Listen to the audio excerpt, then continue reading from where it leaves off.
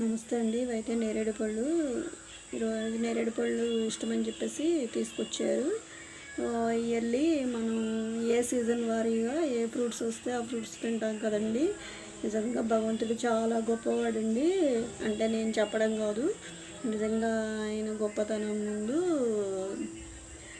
అసలు వర్ణించలేమండి. అసలు చెప్పలేమన్నమాట. మాటల్లో అయితే ఆయన గొప్పతనాన్ని నిజంగా అంత అద్భుతం అనమాట. మనకి ఏం కావాలి, మనకి ఎందుకు అంటున్నానంటే ఈ మాట, మనకి సీజన్ వారి ఏ ఫ్రూట్స్ ఏ టైంకి ఏం కావాలి, హెల్త్ పరంగా నిజంగా గొప్ప సృష్టి చేశాడండి. మనకి సీతాఫలం అది ఒక రకమైన టేస్ట్ అనమాట. అద్భుతంగా ఎంతో మధురంగా ఉంటుంది. అలాగే ఆ కాయకి ఆ స్వీటే ఉండాలి, ఆ టేస్టే ఉండాలి.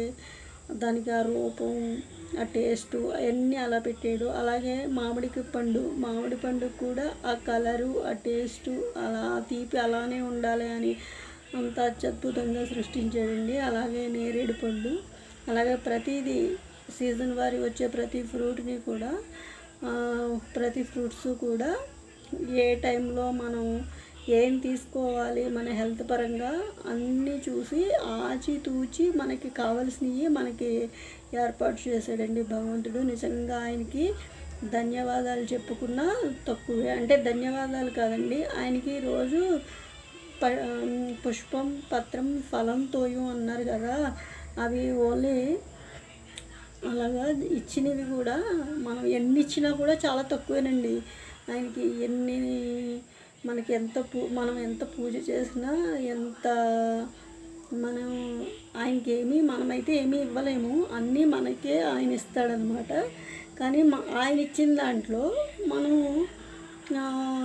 కొంచెం ఆయనకి ప్రేమతో పెట్టామనుకోండి, సంతోషిస్తాడు. కొంచెం ఒక ఉదాహరణ చెప్తాను. ఎలా అంటే మన అమ్మ నాన్న ఉంటారు కదండి. అమ్మ నాన్న మనల్ని చిన్నపిల్లలప్పుడు పక్కన కూర్చోబెట్టుకొని అన్నం తినిపిస్తూ ఉంటారు. చిన్నపిల్లలు ఏం చేస్తారు, అన్నం తినిపించేటప్పుడు వాళ్ళు చిన్ని చేతులతో మన అమ్మ నాన్న నోట్లో పెట్టగానే కడుపు నిండినంత పని అవుతుంది చూడండి. వాళ్ళు తినకుండానే, వాళ్ళు తినరండి, మళ్ళీ వాళ్ళు మన నోటి దగ్గర పెట్టగానే వాళ్ళు ఆ చెయ్యిని తీసి మళ్ళీ వాళ్ళ నోట్లోనే పెట్టి తినిపిస్తారు. అంత ప్రేమ అండి, తల్లి తండ్రి పిల్లల దగ్గర ఉన్నంత ప్రేమ భగవంతుడు కూడా మనల్ని దగ్గర నుంచి ఏమీ ఆశించకుండా మనకు అన్నీ కావాలని, మనకి ఏ టైంలో ఏం కావాలో అన్నీ అమరుస్తాడు చూడండి. ఆయనకి శతకోటి వందనాలండి నిజంగా. అంటే నేను ఎందుకు చెబుతున్నానంటే, ఇంత అంటే ఒక్కో ఫ్రూట్కి ఒక్కో టేస్ట్ పెట్టాడు, ఒక్కో ఫ్లవర్కి ఒక్కో కలరు అలాగా పెట్టాడు. కాబట్టి నేను ఈ వీడియో ఎందుకు చేస్తున్నానంటే, ఆయనకి ధన్యవాదాలు చెప్పుకుంటూ, అంటే భక్తితో, ఆయన యందు భక్తితో కృతజ్ఞతతో, ఆయన యొక్క మహిమ అలాంటిది, ఆయన యొక్క ప్రేమ అలాంటిది. భగవంతుడికి మనమందరం పిల్లలతో సమానం కదండి. ఆయన ప్రతి ఒక్కళ్ళు కూడా రండి, ప్రతి జీవరాశి కూడా ఆయనకి పిల్లలతో సమానమే. ఒక మనుషులమనే కాదు, ప్రతి జీవరాశి కూడా ఆయనకి పిల్లలే. అలాగా మనకి ఏం కావాలో, ఎవరికి ఏం కావాలో కూడా అన్నీ ఆయన నిర్ణయించి, ఏ టైంలో ఏం కావాలో అన్నీ నిర్ణయించాడు చూడండి. ఆయనకి శతకోటి ధన్యవాదాలండి, శతకోటి వందనాలండి. నిజంగా నేను మనస్ఫూర్తిగా చెబుతున్నాను. ఇదేదో నాకేదో యాక్షను అది ఇదని అంటారేమో, అలాగేం కాదండి. నా మనస్ఫూర్తిగా వచ్చిన మాటలు అనమాట. నేను ప్రతిసారి ఫ్రూట్స్ తినేటప్పుడు నేను అనుకుంటూ ఉంటాను, భగవంతుడు సృష్టి గురించి నేను తలుచుకుంటూనే ఉంటాను. ఈ ఫ్రూట్ ఈ టేస్టే ఉండాలని, అది భగవంతుడు ఎలా నిర్ణయం చేశాడో, నిజంగా అది భగవంతుడికే సాధ్యం, ఎవరికి సాధ్యం కాదు అని అనిపించేలాగా చేశాడండి. నిజంగా ఆయనకి మనం ఏమి ఇచ్చినా తక్కువేనండి. కనీసం మనం చేయగలిగింది ఏంటంటే ఆయనకి ఒక్క నమస్కారం చేయడం తప్ప, ఆయన్ని వేడుకోవడం తప్ప మనం ఏమీ చేయలేమండి. మనం ఆయనకి పెట్టినా కూడా ఆయనకి పెట్టడమేనండి. మనకి ఆయన ఇచ్చినదే మనం ఆయనకి పెడతామండి, అంతే. మనం వేరే ఏమీ ఏమో చెబుతున్నాను కదండి. అమ్మ నాన్న దగ్గర చిన్నపిల్లలు అన్నం తినిపిస్తూ ఉంటే మళ్ళీ వాళ్ళ చిట్టి చేతులతో తల్లిదండ్రికి అన్నం ఏ విధంగా అయితే పెడతారో, మనం భగవంతుడి దగ్గర ప్రసాదం పెట్టడం కూడా అంతేనండి. అంతేనండి.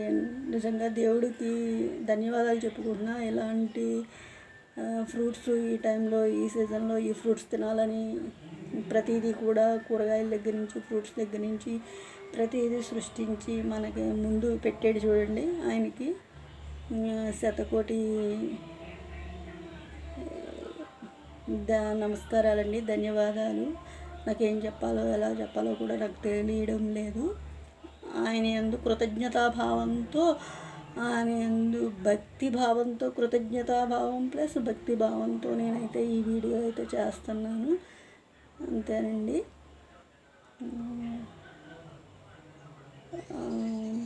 నేను చెప్పదలుచుకున్నదే ఆయన యొక్క గొప్పదనం గురించి. భగవంతుడి మళ్ళీ ఆ దేవుడు ఈ దేవుడు అని అంటారేమో, దేవుడు ఒక్కడే అండి. ఏ దేవుడైనా ఈ భగవంతుడు అనేవాడు ఒక్కడే. నేను భగవంతుడిని మాత్రమే దృష్టిలో పెట్టుకొని భగవంతుడు మనకిచ్చిన ఈ అమృత ఫలాల గురించి చెబుతూ ఈ వీడియో అయితే చేస్తున్నాను. అంతేనండి. నమస్తే అండి.